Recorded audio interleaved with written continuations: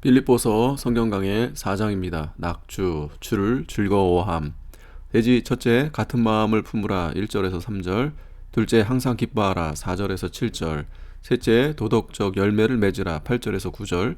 넷째, 연보에 대하여 10절에서 20절. 다섯째, 문안 축복 21절에서 23절입니다. 1절, 그러므로 나의 사랑하고 사모하는 형제들, 나의 기쁨이요 면류관인 사랑하는 자들아, 이와 같이 주 안에 서라. 바울이 예수 그리스도의 심장으로 빌립보 교회를 사랑하고 그 교회를 위하여 모든 것을 희생하며 즐거워했습니다. 그는 빌립보 교인들을 위하여 자신들을 관제로 드릴지라도 기뻐한다고 했습니다. 나의 기쁨이요 면류관. 빌립보 교인들이 신앙의 좋은 열매를 맺으면 그것이 곧 바울의 면류관입니다. 예수님이 재림할 때 바울은 교인들의 자랑이 되고 교인들은 바울의 자랑이 됩니다. 왜냐하면 바울이 복음을 전해서 그들에게 신앙의 열매가 맺혔으므로 그들은 바울의 자랑이요 면류관입니다. 교인들에게는 바울이 자기들을 잘 인도해주고 가르쳐주고 길러줬으므로 바울이 그들의 자랑이 됩니다. 이와 같이 주 안에 서라. 성도가 영적 신앙에 서라는 뜻입니다. 성도가 영으로 그리스도와 교통하며 그 안에 살고 내세의 표준을 두어 예수님의 재림을 고대하는 신앙을 가져야 합니다. 2절, 내가 유오디아를 권하고 순두개를 권하노니 주 안에서 같은 마음을 품으라. 유오디아와 순두개는 여성도로서 바울을 도와 교회에 많은 봉사를 했습니다. 연보도 많이 하고 수고도 많이 한 듯 합니다. 그런데 그들이 불화함으로 바울이 같은 마음을 품으라고 권면했습니다. 같은 마음은 2장에 있는 5절에서 8절에 있는 그리스도 예수의 마음입니다. 예수님의 마음을 품으면 모든 사람이 같은 마음이 됩니다. 예수님의 마음은 어떤 마음입니까? 영광과 존귀와 권세를 다 내어놓고 종의 자리에 내려가는 것이 예수님의 마음입니다. 예수님은 하나님의 보좌와 영광과 권세를 다 버리고 낮아져서 종살이 하셨습니다. 우리도 자기의 것을 다 내어놓고 무효공이 되어 종살이하고 하나님의 뜻만 이루어 드리기 위하여 죽기까지 복종할 때 마음이 하나가 될 수 있습니다. 3절, 또 참으로 나와 멍에를 같이 한 자 내게 구하노니 복음에 나와 함께 힘쓰던 저 부녀들을 돕고 또한 글레멘드와 그 외에 나의 동역자들을 도우라. 그 이름들이 생명책에 있느니라. 나와 멍에를 같이 한 자는 빌립보 교회 교육자를 가리킵니다. 바울이 그 교육자에게 자기와 함께 복음 운동에 힘쓰던 부녀들을 도와주라고 부탁했습니다. 그들이 지금 잘못한다고 하여서 과거 복음에 힘쓰던 것을 무시하지 말고 그들을 사랑으로 붙잡아 원위치에 바로 세우라는 것입니다. 글레멘드는 자세히 알 수 없으나 바울을 도와서 복음을 위하여 일하는 일꾼이었을 것입니다. 복음을 위해서 수고하는 일꾼들을 도와주는 것은 그들의 상급을 나누어 가지는 것입니다. 그 이름들이 생명책에 있느니라. 주를 위해 믿음으로 충성한 것은 하나님의 생명책에 다 기록되어 있습니다. 생명책의 이름이 기록되었다는 것은 첫째, 택한 자는 하나님 나라의 생명책에 그 이름이 기록되어 있습니다. 둘째는 성도가 믿음을 지키고 주를 위해 수고한 그 열매가 하나님께 기억되어 있습니다. 그것을 따라 상을 주십니다. 셋째는 믿음으로 하나님의 말씀을 지킬 때 자라난 영과 인격은 하늘나라에 가서 큰 자가 됩니다. 4절, 주 안에서 항상 기뻐하라. 내가 다시 말하노니 기뻐하라. 빌립보서는 기뻐하라는 말이 18번이나 기록되어 있습니다. 바울이 감옥에 갇혀 있으면서도 나와 함께 기뻐하라고 했습니다. 어떻게 해야 항상 기뻐할 수 있습니까? 첫째, 예수 그리스도를 믿음으로 살 때 기뻐할 수 있습니다. 둘째는 영의 세계에서 성령으로 살 때 기뻐할 수 있습니다. 셋째는 예수님의 생명과 능력에 참여하고 그를 힘입어 살 때 기뻐할 수 있습니다. 넷째는 환난 가운데서라도 소망으로 살 때 기뻐할 수 있습니다. 5절, 너희 관용을 모든 사람에게 알게 하라. 주께서 가까우시니라. 항상 기뻐하는 방법의 또 한 가지는 관용하는 마음입니다. 마음을 좁게 쓰면 기쁨을 빼앗깁니다. 관용은 다른 사람이 내게 악을 행하거나 손해를 줄 때 잘 참고 너그러운 마음으로 용납하여 주면서 유순한 마음으로 대해주는 것입니다. 주님의 재림이 가까운 줄 알고 준비하는 자는 잘 관용할 수 있습니다. 6절, 아무것도 염려하지 말고 오직 모든 일에 기도와 간구로 너희 구할 것을 감사함으로 하나님께 아뢰라. 그리하면 모든 지각에 뛰어난 하나님의 평강이 그리스도 예수 안에서 너희 마음과 생각을 지키시리라. 염려할 만한 일이 있어도 그 염려를 주께 맡기고 기도하여야 됩니다. 기도는 하나님과 교통하는 일반적인 기도입니다. 간구는 특별한 사건과 무슨 문제가 생겼을 때 그것을 위하여 기도하는 것입니다. 감사함으로 하나님께 아뢰라 했는데, 첫째는 영적 세계에 들어가야 기쁨과 감사가 나옵니다. 둘째는 하나님께서 모든 것, 평안, 고난, 십자가, 가시 등을 은혜로 주신 줄 믿을 때 감사하는 기도가 나옵니다. 셋째는 앞으로도 하나님이 제일 좋은 것으로 주실 줄 믿고 하나님께 맡기며 감사가 나옵니다. 모든 지각에 뛰어난 하나님의 평강, 사람의 생각을 초월한 평강입니다. 인간의 생각으로는 불안과 공포와 큰 고통의 환경이지만, 기도하는 성도에게는 하나님의 역사와 위로로서 인간 지각에 뛰어난 천래의 평강을 주십니다. 바울이 빌립보 감옥에서 기도하고 찬미한 일과 로마 감옥에서 기뻐하는 일은 다 인간 지각에 뛰어난 하나님의 평강이었습니다. 히브리서 13장 9절에 마음은 은혜로서 굳게함이 아름답고 라고 했습니다. 8절, 정말로 형제들아, 무엇에든지 참되며 무엇에든지 경건하며 무엇에든지 오르며 무엇에든지 정결하며 무엇에든지 사랑할 만하며 무엇에든지 칭찬할 만하며 무슨 덕이 있든지 무슨 기림이 있든지 이것들을 생각하라. 성도가 도덕 생활을 힘써 해 나가야 될 것을 말합니다. 참되며 선한 양심을 써서 진실하게 말과 행동을 하는 것입니다. 경건하며 도덕적인 존엄성으로 방종과 반대되는 말입니다. 오르며 하나님의 율법과 일치함입니다. 정결하며 순결하고 청결함을 말하며 부정, 불의와 반대되는 것입니다. 사랑할 만하며 일반적인 도덕적 사랑입니다. 칭찬할 만하며 성도는 하나님 앞에서 칭찬받도록 하고 사람에게 원망 들을 만한 일을 하지 않아야 됩니다. 하나님 앞에 바로 하면 모든 사람도 칭찬하게 됩니다. 그러나 사람 앞에 칭찬받을 목적으로 무엇을 하면 안 됩니다. 무슨 덕이 있든지 무슨 기름이 있든지 이것들을 생각하라. 이 세상에 어디든지 무슨 덕행이나 기름이 있을 때에는 그것을 귀히 여기고 좋은 것으로 간주해 주라는 뜻이 있습니다.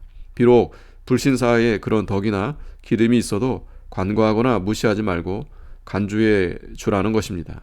덕은 남을 유익하게 하는 것이며 선을 행한 열매입니다. 기림은 예찬을 가리킵니다. 9절, 너희는 내게 배우고 받고 듣고 본 바를 행하라. 그리하면 평강의 하나님이 너희와 함께 계시리라.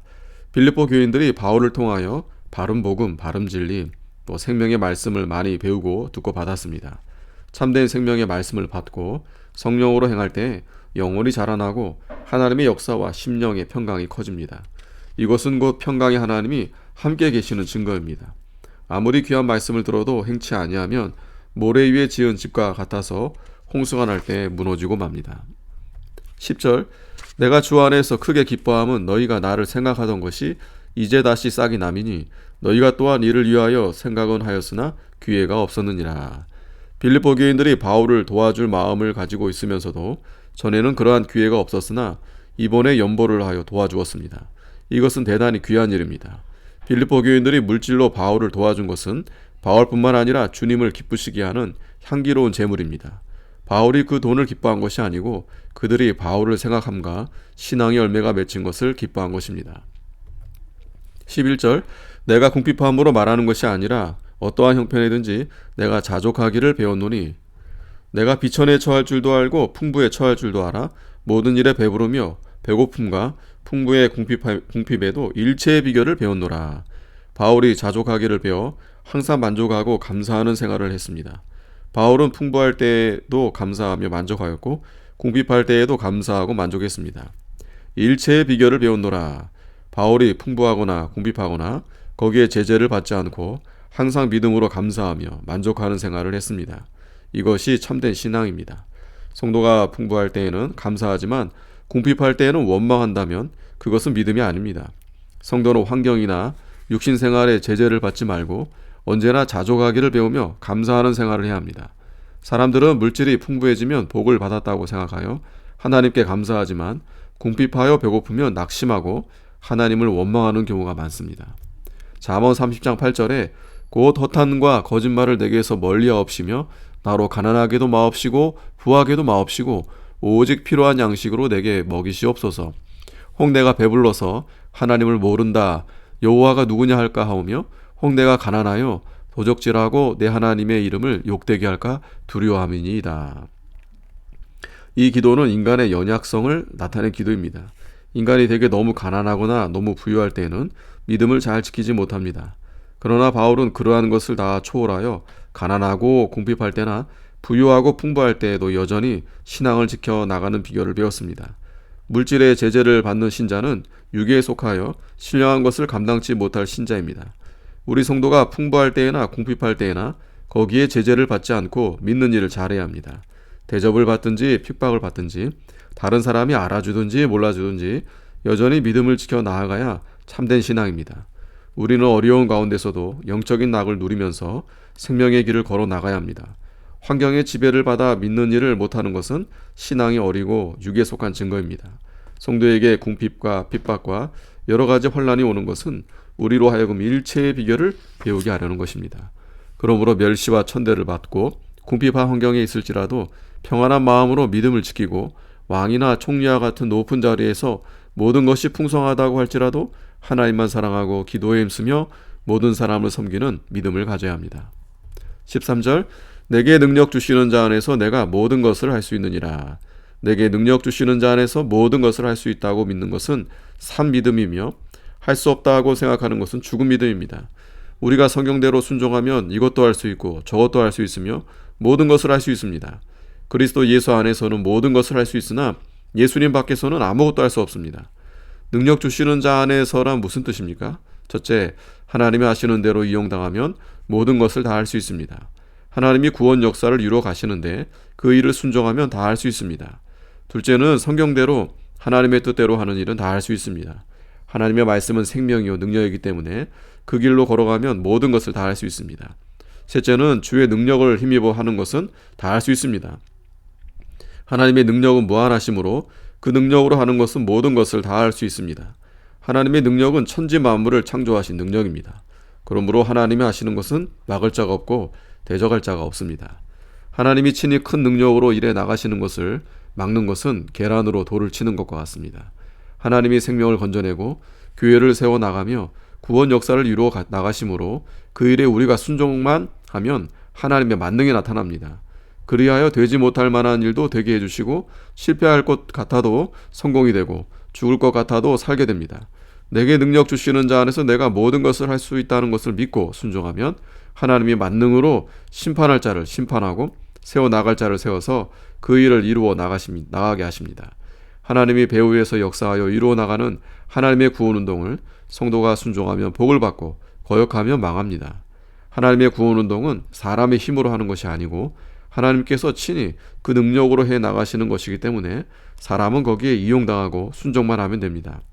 인간이 보기에 안 될 것 같아도 하나님의 성령이 그 일을 해 나가기 때문에 하나님의 능력으로 반드시 그 일을 이루어 나갑니다. 예수라는 이름은 자기 백성을 저희 죄에서 구원한다는 뜻입니다. 죄에서 점점 벗어져 나오는 것이 그리스도 안에 있는 생활입니다. 하나님의 뜻대로 순종하려고 결심을 하면 하나님의 능력이 와서 죄를 이길 수 있는 힘이 나오게 만들어줍니다. 그러므로 순종하려고 하는 정신만 가지면 죄는 큰 문제가 되지 않습니다. 그리스도 안에 들어가려면 하나님께로부터 능력이 와서 죄를 능히 다 끊어버리고 세상을 발로 밟고 마귀의 세력을 이길 수 있습니다. 이것은 사람이 하는 것이 아니고 하나님이 하시는 일입니다. 능력 주시는 자 안에서 십자가도 참을 수 있고 순교도 당할 수 있고 모든 것을 할 수 있습니다. 14절 그러나 너희가 내 괴로움에 함께 참여하였으니 잘하였도다. 바울이 옥중에 있을 때 빌립보 교인들이 연보하여 바울을 도와주었습니다. 물질보다도 그들이 바울과 같이 고난에 참여하는 일은 귀한 일입니다. 15절 빌립보 사람들아 너희도 알거니와 복음의 시초에 내가 마게도냐를 떠날 때 주고받는 내 일에 참여한 교회가 너희 외에 아무도 없었느니라. 바울이 복음 전도하는 초기부터 빌립보 교인들은 물질로 바울을 도와주므로 그 복음 운동에 처음부터 참여했습니다. 이것은 그들이 하늘나라에 참여한 일이요 바울과 같이 하나님께 상급을 받을 일입니다. 참여한 교회가 너희 외에 아무도 없었느니라. 이것은 물질 봉사에 빌립보 교회가 유독히 충성했다는 뜻입니다. 16절 데살로니가에 있을 때에도 너희가 한 번, 두 번 나에 쓸 것을 보내었도다. 바울이 데살로니가에 있을 때 생활 문제로 스스로 일하면서 전도했습니다. 그때 빌립보 교인들이 여러 번 연보하여 바울에게 보내주었으므로 바울에게 많은 도움이 되고 적지 않은 위안과 큰 힘이 되었을 것입니다. 17절 내가 선물을 구함이 아니요 오직 너희에게 유익하도록 과실이 번성하기를 구함이라. 바울이 연보에 대하여 기뻐한다는 것은 그 물질 때문이 아니고 연보로 인하여 빌립보 교인들이 신앙의 열매가 맺히고 그들에게 신령상 유익이 있을 것이기 때문입니다. 과실은 연보하는 것은 신앙의 열매입니다. 연보는 첫째 하나님의 은혜를 깨달은 열매입니다. 시편 49편 20절에 존귀에 처하나 깨닫지 못하는 사람은 멸망하는 짐승 같도다라고 했습니다. 둘째는 은혜를 감사하는 열매입니다. 셋째는 믿음을 쓰는 열매입니다. 넷째는 하나님을 사랑하고 하나님을 위하는 열매입니다. 다섯째는 구원운동에 참여하는 열매입니다. 이 열매가 많이 맺혀 풍성해지면 자신의 영혼이 자라나고 하늘나라의 보물이 쌓이게 됩니다. 18절 내게는 모든 것이 있고 또 풍부한지라 에바브로디도 편에 너희의 준 것을 받음으로 내가 풍족하니 이는 받으실 만한 향기로운 제물이요 하나님을 기쁘시게 한 것이라. 바울이 로마 옥중에 갇혀 있는데 빌립보 교회가 연보하여 에바브로디도 편에 보내어 주었습니다. 풍족하니 이것은 바울이 욕심이 없는 증거입니다. 욕심이 있는 자는 많은 것도 부족하게 생각하는데 욕심이 없는 자는 적은 것도 족하게 여기고 감사합니다. 연보는 하나님이 주신 것을 가지고 하나님께 바치는 것이고 자기의 것을 바치는 것이 아닙니다. 역대상 29장 14절에 나와 나의 백성이 무엇이 관대 이처럼 즐거운 마음으로 들을 힘이 있었나이까. 모든 것이 주께로 말미암아 싸우니 우리가 주의 손에서 받은 것으로 주께 드렸을 뿐입니다 라고 했습니다. 우리가 세상에 올 때 빈손 들고 왔으며 갈 때에도 빈손 들고 갈 것입니다. 하나님이 주신 것을 하나님의 뜻대로 바로 쓰고 그것을 하나님께 바치는 것은 믿음을 쓰는 것입니다. 성도가 연보할 때 인색한 마음으로 하면 안 됩니다. 자기가 돈을 벌었다고 하여 자기의 힘과 재능으로 벌었다고 알면 안 됩니다. 하나님께서 그 재물을 얻을 능력을 주었기 때문입니다. 받으실 만한 향기로운 재물이요 하나님을 기쁘시게 하는 것이라. 연보하는 것은 첫째 믿음을 쓰는 일입니다. 둘째는 복음에 참여하는 일이고 셋째는 다른 사람을 살려나가는 일에 참여하는 것입니다. 넷째는 하나님의 은혜에 감사하는 일입니다. 다섯째는 하나님을 사랑하고 하나님을 위하는 일입니다. 그러므로 하나님께 향기로운 제물이 되고 하나님이 기뻐하시는 것이 됩니다. 19절 나의 하나님이 그리스도 예수 안에서 영광 가운데 그 풍성한 대로 너희 모든 쓸 것을 채우시리라. 하나님을 사랑하고 그 은혜를 깨달아 감사하며 하나님을 위하여 물질을 바치는 사람에게는 하나님께서 그 쓸 것을 채워주십니다. 하나님께 바치는 것은 밭에 씨앗을 심는 것과 같습니다. 씨앗을 심으면 땅속에서 썩어지는 것 같지만 많은 열매가 맺힙니다. 고린도후서 9장 6절에 이것이 곧 적게 심는 자는 적게 거두고 많이 심는 자는 많이 거둔다 하는 말이로다 라고 했습니다. 하나님께 물질을 바치면 하나님이 먼저 신령한 것으로 채워주시고 다음에 필요하면 물질도 채워주십니다. 20절 하나님 곧 우리 아버지께 세세 무궁토록 영광을 돌릴지어다. 아멘. 바울이 빌립보 교회를 권면한 것입니다. 교인들이 바로 서서 영적 성장을 하여 그리스도의 형상을 이루어 나감으로 하나님께 세세 무궁토록 영광을 돌리는 것입니다.